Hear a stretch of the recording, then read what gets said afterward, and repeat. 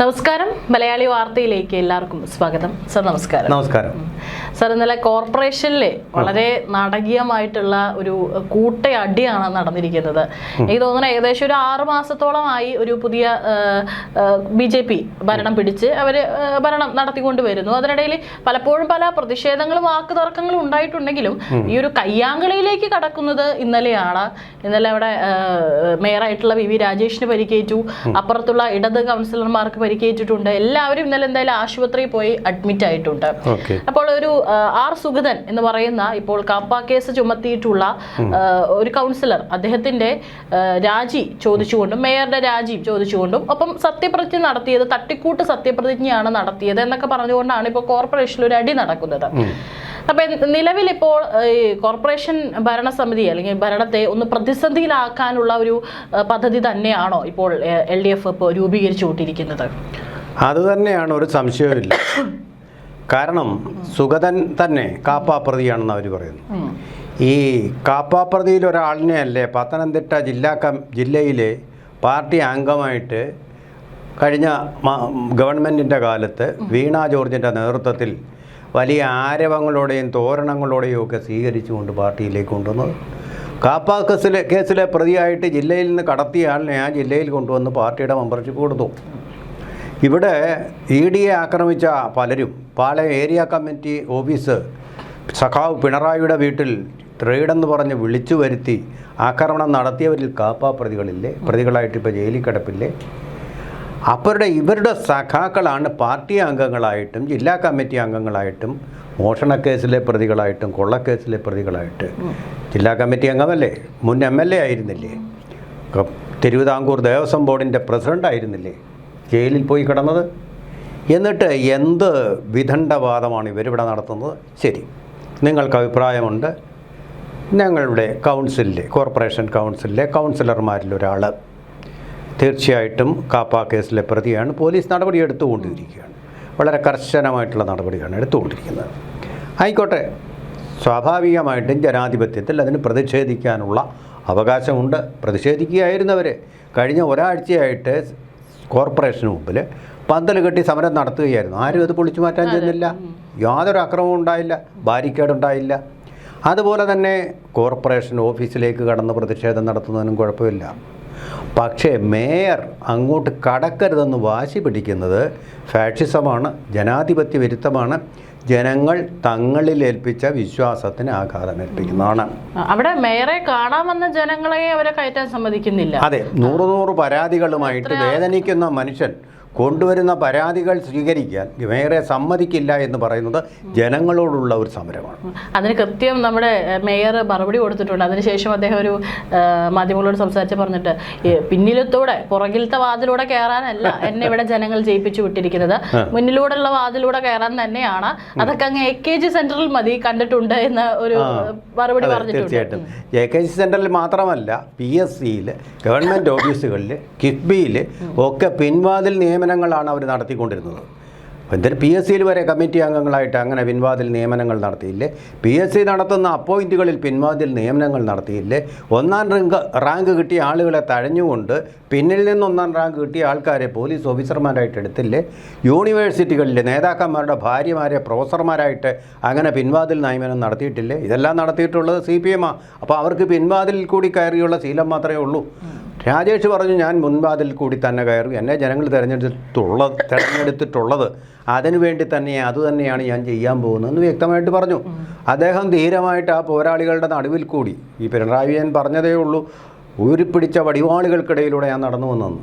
ഇതുപോലെ ഊരിപ്പിടിച്ച വടിവാളുകൾക്കിടയിലൂടെ മേയർ തൻ്റെ മുറിയിലേക്ക് കടന്നുപോയി. അത് തീരെ ഇഷ്ടപ്പെട്ടില്ല.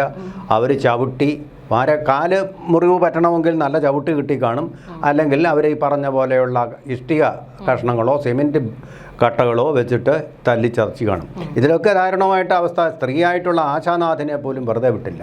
അവരുടെ വയറ്റത്തടിച്ചു, ഒരു സ്ത്രീയുടെ നെഞ്ചത്തടിച്ചു എന്നൊക്കെയാണ് പറയുന്നത്. അവർ നെഞ്ചത്തടിച്ച് നിലവിളിച്ചതല്ല, അതിൻ്റെ ഫലമായിട്ട് അവർക്ക് ഛർദി ഉണ്ടായി. അവരെ ആശുപത്രിയിൽ കൊണ്ടുപോകേണ്ട അവസ്ഥ വന്നു. അപ്പോൾ വയറ്റിലത്തെ മാരകമായിട്ടൊരു അടി ഉണ്ടെങ്കിൽ മാത്രമേ ഛർദി വരൂ.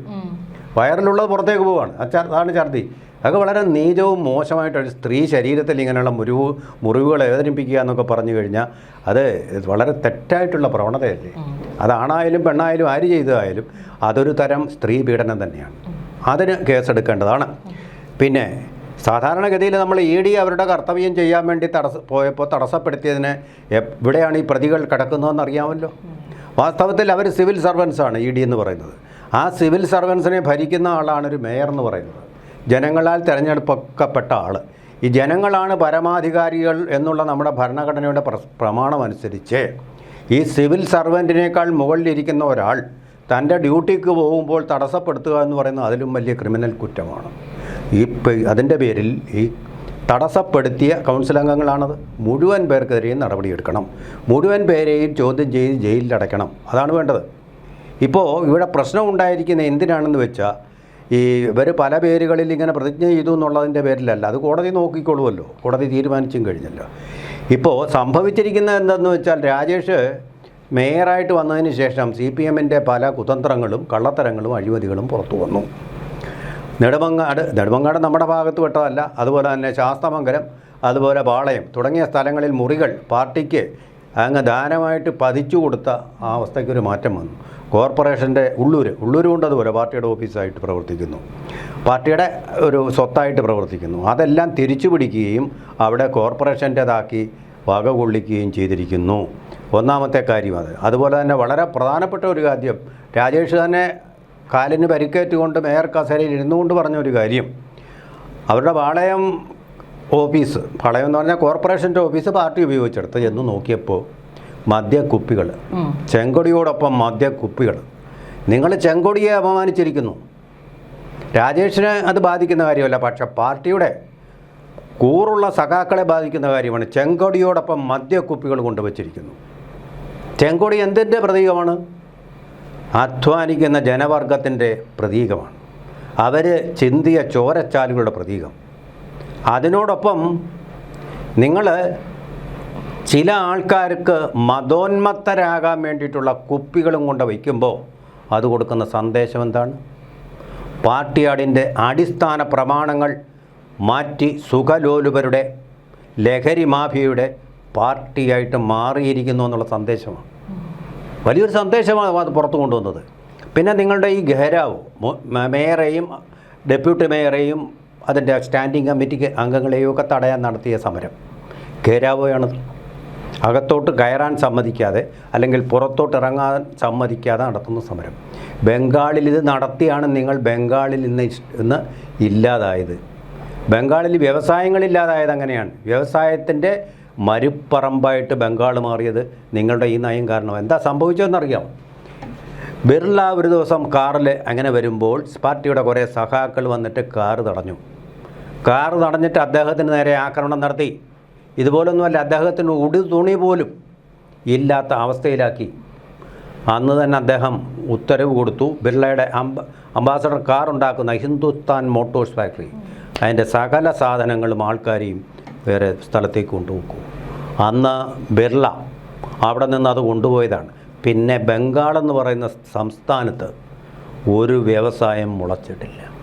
അതിൻ്റെ അനന്തരഫലമാണ് നിങ്ങൾ അവിടുന്ന് ഇപ്പോൾ ഇല്ലാതായിക്കൊണ്ടിരിക്കുന്നത്. ബംഗാളിൽ പാർട്ടി ഒന്നും അല്ലാതെയുമായി തീർന്നുകൊണ്ടിരിക്കുന്നത്. ഇതുപോലെ തന്നെ നിങ്ങളുടെ ശവകുടീരത്തിൽ, ശവപ്പെട്ടിയിൽ അവസാനത്തെ ആണി കൂടി അടിക്കാനാണെങ്കിൽ നിങ്ങൾക്കിത് നല്ലത് തന്നെ. BJPക്ക് പ്രശ്നമൊന്നുമില്ല, കേരളത്തിൽ നഷ്ടപ്പെട്ടാലും ഇന്ത്യ മുഴുവൻ അവർ ഭരിക്കുന്നുണ്ട്, പ്രശ്നമൊന്നുമില്ല. പക്ഷേ നിങ്ങളുടെ അവസാനത്തെ ഒരു ആശാ കേന്ദ്രമാണ് കേരളം. അവിടെയും നിങ്ങൾ ഇമാതിരി കാര്യങ്ങൾ കാണിച്ചാലുണ്ടല്ലോ, ജനങ്ങൾ നിങ്ങളെ എഴുതിത്തള്ളും, മറ്റൊന്നും സംഭവിക്കുകയില്ല. അത് നിങ്ങൾ തീരുമാനിക്കേണ്ട ഒരു കാര്യമാണ്, അങ്ങനെ വേണോ ഇങ്ങനെ വേണോ എന്നുള്ളത്. ഇപ്പൊ എല്ലാരും പറയുന്നത് ഇവർക്ക് തോൽവി അങ്ങ് ഉൾക്കൊള്ളാൻ സാധിച്ചിട്ടില്ല എന്നാണ്.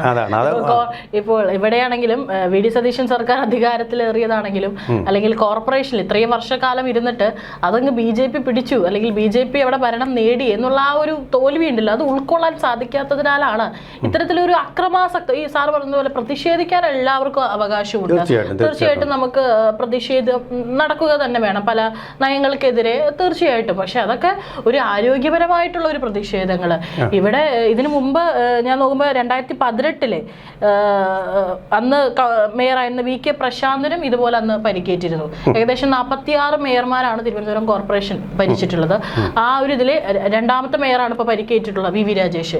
ഇതിനു മുമ്പ് 2018 VK പ്രശാന്ത് അദ്ദേഹം മേയറായിരുന്ന സമയത്തും ഇതുപോലെ ഒരു ഉന്തും തള്ളിലും അദ്ദേഹത്തിന്റെ കഴുത്തിന്റെ ലിഗ്മെന്റ് ഇതാക്കിയിട്ട് ഒരു 3 ദിവസം മെഡിക്കൽ കോളേജിൽ കിടന്നിരുന്നു എന്ന് പറയുന്നുണ്ട്. ഏതായാലും ഇപ്പോൾ ഇവിടെ മേയർക്ക് വരെ ഒരു പരിക്ക് പറ്റുന്ന അല്ലെങ്കിൽ പക്ഷെ സാറ് ഒരു കാര്യം ശ്രദ്ധിച്ചു, കഴിഞ്ഞ ഒരു ആര്യ രാജേന്ദ്രൻ ഉണ്ടായിരുന്ന ഒരു സമയത്തൊന്നും ഒക്കെ തന്നെ പോലീസ് ഇച്ചിരി കൂടെ എനിക്ക് തോന്നുന്നു ആര്യക്ക് സംരക്ഷണം കൊടുത്തിട്ടുണ്ടെന്ന്.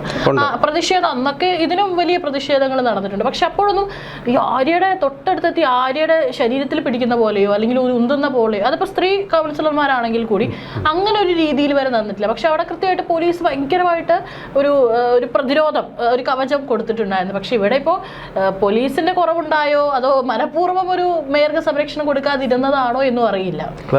വ്യത്യാസമുണ്ട്. അന്ന് ഭരിച്ചിരുന്നത് LDF ആണ്. പിണറായി വിജയന്റെ ആഭ്യന്തര വകുപ്പാണ് ഭരിച്ചുകൊണ്ടിരുന്നത്. അതിശക്തമായിട്ട് അടിച്ചവന്മാരെ നിരപ്പാക്കാൻ തന്നെ ഉത്തരവ് കൊടുത്തു. നമ്മളിപ്പോൾ കണ്ടില്ലേ, സ്ത്രീ പ്രവേശനത്തിന് വേണ്ടി എന്തെല്ലാം അറേഞ്ച്മെൻറ്റാണ് പോലീസിനെ കൊണ്ട് അയാൾ ഉണ്ടാക്കി വെച്ചതെന്നറിയും. ഇപ്പോൾ കണ്ടില്ലേ, സ്ത്രീ പ്രവേശനം നടത്തിയേ ഒക്കൂ എന്നുള്ളൊരു വാശിയോടുകൂടി, അതോ വാശിയോടുകൂടി ആര്യ രാജേന്ദ്രനെ കടത്തിവിടണം. പോലീസിന്റെ സഹായം കൊണ്ടാണ് കടന്നത്. ഇതിപ്പോൾ ഒരു പോലീസിന്റെ സഹായമില്ല. പോലീസ് ഇപ്പോൾ ആരുടെയാണ്? അതെ, UDFന്റെ പക്ഷത്താണ്. UDFന്റെ പക്ഷത്തുള്ള പോലീസാണ്. അവരെന്താ പറയുന്നത്? നിങ്ങളൊന്നും ചെയ്യേണ്ട, BJPക്കാർക്ക് 10 കൊള്ളുന്നെങ്കിൽ കൊള്ളട്ടെ. ആ നയം തന്നെയാണ് പണ്ട് ED വന്നപ്പോഴും. നമ്മളൊന്നും ഇടപെടാനൊന്നും പോകണ്ട, EDക്ക് 10 അടി കൊള്ളുന്നെങ്കിൽ കൊള്ളട്ടെ എന്നുള്ള നയമാണ് UDF ഗവൺമെൻറ് രമേശ് ചെന്നിത്തലയും സ്വീകരിച്ചിരിക്കുന്നത്. BJP അല്ലയോ, നമ്മുടെ ആൾക്കാരല്ലല്ലോ, അവർ കൊള്ളട്ടെ എന്നുള്ള നയമാണ് സ്വീകരിച്ചിരിക്കുന്നത്. BJP അങ്ങനെങ്കിലും തീരുന്നെങ്കിൽ തീരട്ടെ എന്നുള്ള വിചാരമാണ്. അത് ഒരു സംസ്ഥാന ഗവൺമെൻറ്റിന് ചേർന്നതല്ല, പാർട്ടിക്ക് കൊള്ളാമായിരിക്കും. നിങ്ങളുടെ സഖാക്കളെ അവിടെ ചെടിച്ചട്ടി കൊണ്ട് ആക്രമിച്ചപ്പോൾ നിങ്ങൾക്ക് ദണ്ണം ഉണ്ടായില്ലേ? വടി കൊണ്ട് ഗൺമാൻ വന്ന് അടിച്ചപ്പോഴും നിങ്ങൾക്ക് ദണ്ണം ഉണ്ടായില്ലേ? അതുപോലെ ദണ്ണം BJPക്കാർക്കും ഉണ്ടാവും.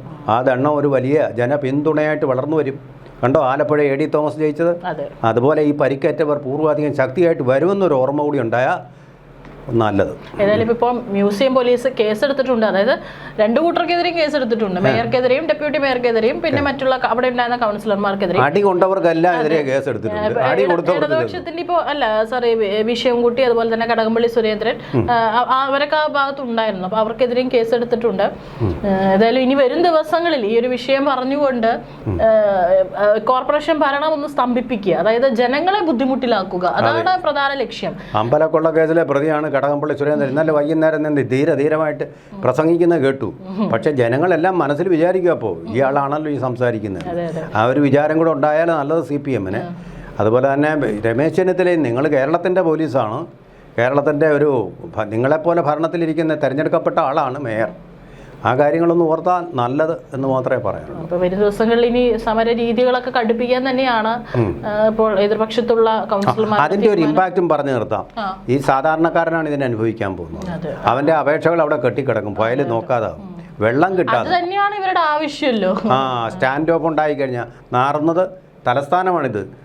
കേരള ഗവൺമെൻറ്റാണ് നടന്നത്. കോൺഗ്രസ് UDF ഗവൺമെൻറ്റിനാണ് അതിൻ്റെ ഏറ്റവും വലിയ കുഴപ്പം.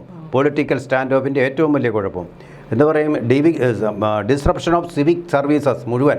MLA ഹോസ്റ്റലിലേക്കുള്ള വെള്ളവും കൂടെ ചിലപ്പോൾ കട്ട് ചെയ്ത് പോകും, സെക്രട്ടറിയൊക്കെ ഉള്ളതും കട്ട് ചെയ്ത് പോകും. മനസ്സിലായോ? ഇതിൻ്റെ എല്ലാം കേന്ദ്രമെന്ന് പറഞ്ഞാൽ മേയറാണ് ഇതിൻ്റെ എല്ലാം തീരുമാനങ്ങൾ എടുക്കേണ്ട ആൾ.